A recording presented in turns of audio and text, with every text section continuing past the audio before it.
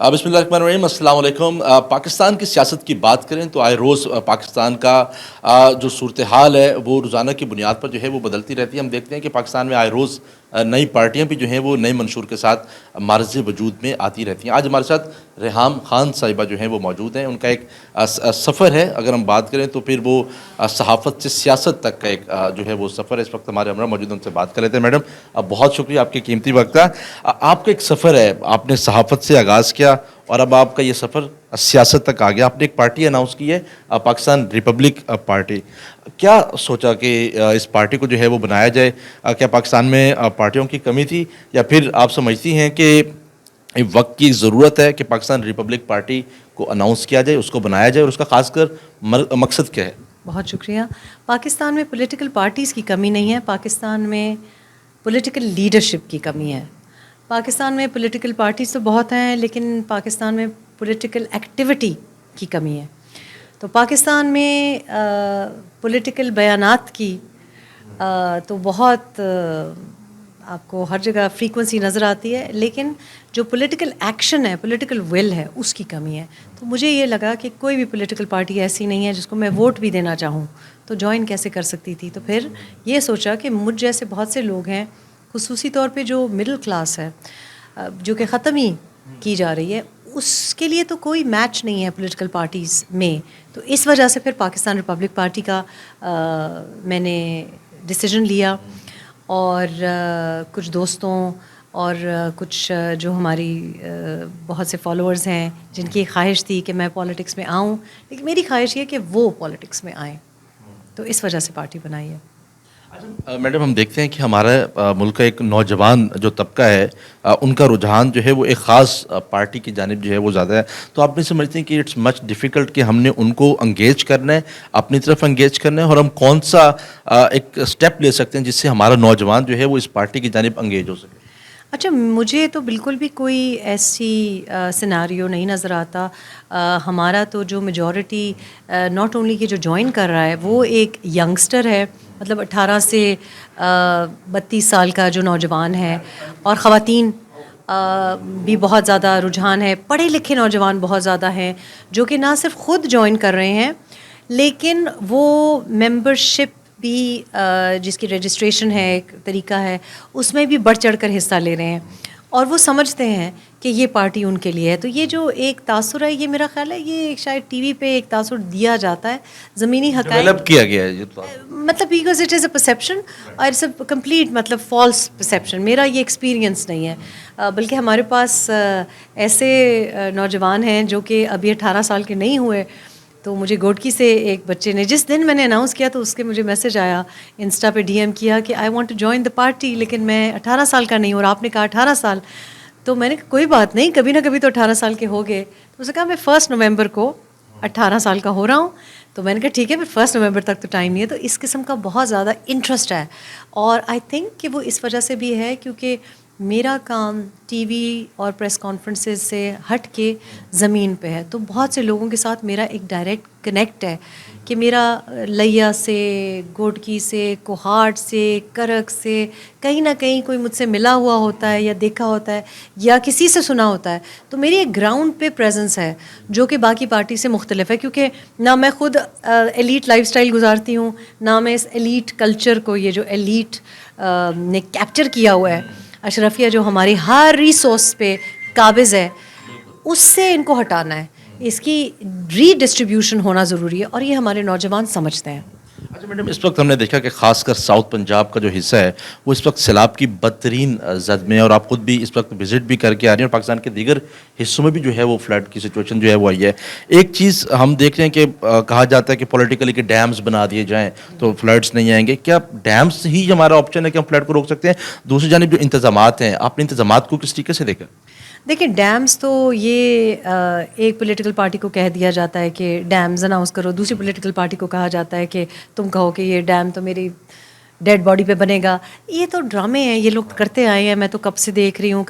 کبھی کالا باغ ڈیم کو لے کے ایک پارٹی، غضب خدا کا کہ ایک پارٹی جو کہ کہہ رہی تھی کہ نہیں بنائیں گے، آج کل وہ پارٹی ہی کچھ اور کہہ رہی ہے۔ تو ان کے اوپر تو یہ تو ان کو جو لائن دی جاتی ہے، ان کی اپنی تو کوئی دماغ، کوئی سوچ، کوئی نظریہ ہے ہی نہیں۔ میں چونکہ اوبیسلی میٹ آفس ٹرینڈ ہوں, میرا تو شعبہ ہی کلائمیٹ چینج رہا ہے, جس کی وجہ سے لوگوں نے کبھی اپریشیٹ نہیں کیا پاکستان میں, لیکن اوبیسلی بیرون ملک تو اس کو بڑا رول دیا جاتا ہے. تو ڈیمز اب یورپ میں, یو ایس میں, چائنا تک اس کو اب ڈیم ریورسل ہو رہا ہے, کیونکہ وہ سمجھ رہے ہیں کہ یہ جو کانکریٹ کے اسٹرکچرز ہیں یہ انوائرمنٹ کا جو طوفان آتا ہے اس کو نہیں روک سکتے. اب اس کا ایک اور طریقہ انوائرمنٹلسٹ جو ہیں وہ سجیسٹ کرتے ہیں, جو کہ ایک نیچرل طریقہ ہے, کہ جس کو ہم اس قسم کا ڈیم کہتے ہیں جس میں لیکیج ہوتی ہے, یہ کانکریٹ اسٹرکچر نہیں ہوتا. تو یہ ایک ماڈرن اپروچ ہے, اور بہت سے ممالک ہیں جو کہ بہت اچھی طرح سے نہ صرف کہ نکاسی کر رہی ہیں, لیکن ایک یہ جو نیچرل ڈیم آپ جس کو کہہ سکتے ہیں کہ جس میں سیپیج ہے, اور پھر ویجیٹیشن بھی, کہ جس کو آپ مینگرووز ہیں, اربن فارسٹیشن ہے, اربن فارسٹ بنانا, اور ساتھ ہی ساتھ یہ جو رین واٹر ہے اس کو کلیکٹ کرنا اور اس کو ری ڈسٹریبیوٹ کرنا. یہ ایسی چیزیں, یہ چونکہ دیکھیں یہ لوگ بالکل نہ ان کو دلچسپی ہوتی ہے. آپ نے دیکھا ہے یہ فائر وال کو فائبر وال کہتے ہیں, یہ کسی اور ہی زمینی حقائق سے بڑے دور ہیں.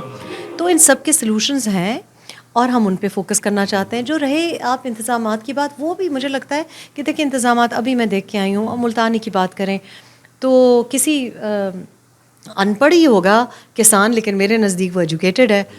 میں اس کو کہہ رہی تھی کہ یہ پلاسٹک کی شیٹ, اتنی گرمی میں پلاسٹک کی شیٹ ہے, اس کو خیمہ نہیں کہہ سکتے.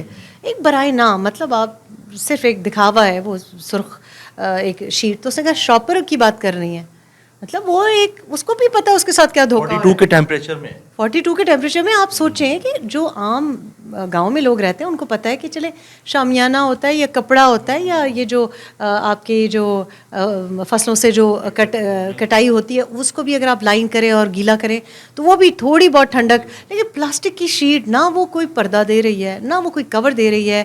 تو اس نے کہا یہ شاپر کی بات کریں تو شاپر کے ٹینٹ لگا رہے ہیں. اور مجھے اتنا افسوس ہوا کہ جس طریقے سے وہ چھین بھی رہے تھے پانی, اور لوگ کہہ رہے تھے کہ میڈم آپ میں نے کہا تم کو سمجھ نہیں آ رہی کہ چلیں اگر بھگدڑ مچی ہے تو یہ تو مجھے اتنا, اس کے بعد آدھا سا پانی میری اپنی بوتل میں بچ گیا تھا. آئی تھاٹ کہ ہم کتنے انگریٹفل ہیں, کیونکہ صاف پینے کا پانی ایک بہت بڑا مسئلہ ہے.